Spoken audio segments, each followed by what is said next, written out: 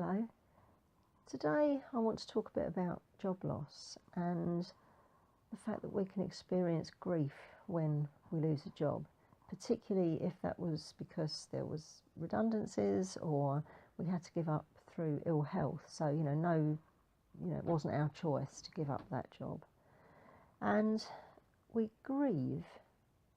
In our culture, we tend to only think of grief as being around when somebody dies, but actually we can experience grief when any familiar pattern in our life changes.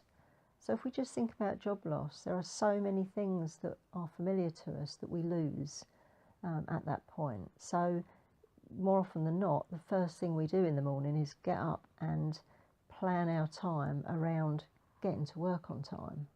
And then when we get to work, there will be lots of familiar things. We'll talk to the same people. We'll often sit at the same desk. We have the same routine, broadly speaking, through most of our working day. And then, of course, we go home at a certain time. So there's lots of just the physical structure of the day is guided by the job. But there's also other things. So financial security is maybe the next obvious one. We mainly work because we need to, because we need the money.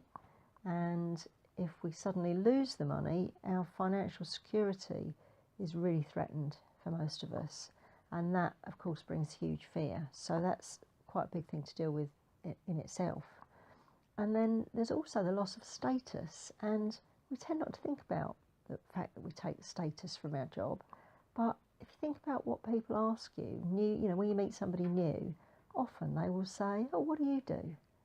And we tell them where we work and what we do for a living.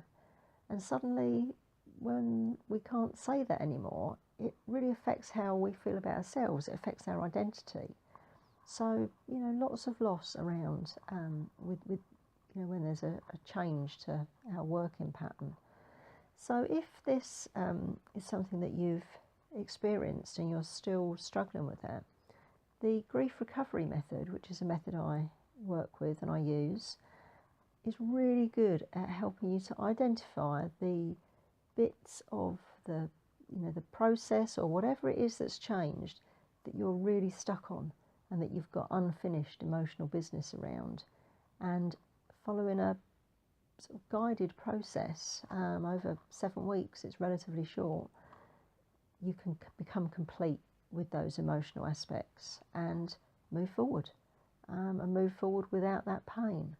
So if you'd like to know a little bit more about this, please do contact me, and I hope this has been helpful.